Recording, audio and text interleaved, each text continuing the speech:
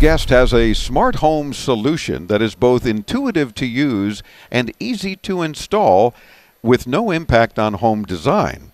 Now, I got to tell you, it's been a long time in our 20 years doing this broadcast where we had a guest staff come in very early and set up a demo, and it's a very cool, like, coffee machine that has some sort of facial recognition.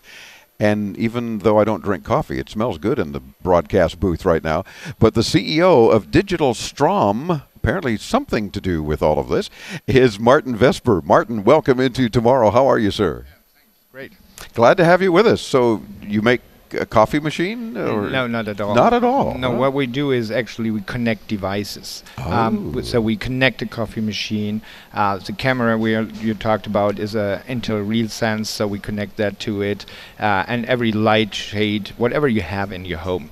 And we do that by this little block I have here. So this is actually your product? That's our product. It looks like a Lego block.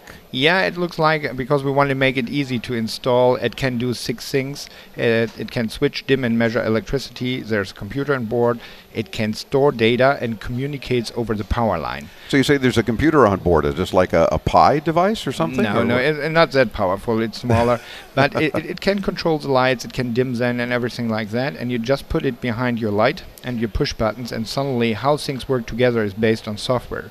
And that's the reason why we suddenly can control the coffee machine that way, that we can integrate devices like a smartphone or RealSense, as we have it here from Intel. And that makes it very practical, because we believe in a home you either use a push button or you communicate with it. You talk, or you have gesture or mimic. That makes it a whole great consumer experience, because using a smartphone to control everything is just too much hassle. Get it out, open the app and stuff like that. But if you just walk in the room, talk to it, or here you step in front of the coffee machine, you smile and you get a coffee. Hey, what a nice smile. I prepare a coffee for you immediately. So even if you've just awakened and it might not be your best face, it's still going to recognize you, right? Yeah. And it's going to then give you your coffee. But you could set it up that if your face is really sleepy, you get a strong coffee. If you're already there with a smile, you get it not so strong. So it's for the health. I like it. I like the fact that you have that kind of flexibility too. So thus the demo of the coffee maker and the facial recognition is because your product is what's behind it. Yeah, it's the helping product make behind this it, happen. putting those things together. Right. You know, that we can you use anything to control the coffee machine, and you could do with a smile the coffee machine, the music, and maybe your light in the morning as well. So whatever you want to set up is done. Smart home actually means how things work together is based on software. That's a change to the regular home. The regular home, you had a push button or a switch, and it will control that light. That's it. Yeah. Now with technology like that, it's suddenly software driven. You can change it. It can be very personal. And you can add those features very easily. So you add the system to the house, and once you have it, if something like a RealSense come up, or we just introduced that in a demo, that's the Amazon Echo, you put it in there, and then you can talk freely in the room and suddenly use every device there, or whole scenarios. You say, come in the kitchen, say, I want to have breakfast, and then it sets up everything for you. Really? And then the robot delivers it. And yeah, that's probably on the IFA 2018. We'll probably talk about that. We'll catch up with you again then, and we'll have that discussion as well. So since, of course, our radio audience on stations all across America are hearing this, we also encourage them to come to intotomorrow.com to see the video. Yes. So I'd like you to talk about what it is that the coffee maker does and how that does work. You mentioned, of course, the ability to have different facial expressions, whether you're tired, maybe give it an O face, and then you'd look completely different, and maybe that means you want something different. But that's your technology behind it is what makes it very fascinating. Yeah. What happens there? You have the Intel RealSense camera. We know it now from some PCs where it's your password. Your face is your password. Right. They have something like that. Now we take this technology and identify the emotion in the face. So smile, or you can put the tongue out, or you're sleepy or whatever. Yeah. And then you can define what emotion should trigger what in your home. And that's purely on the software. You say, okay, I want a coffee.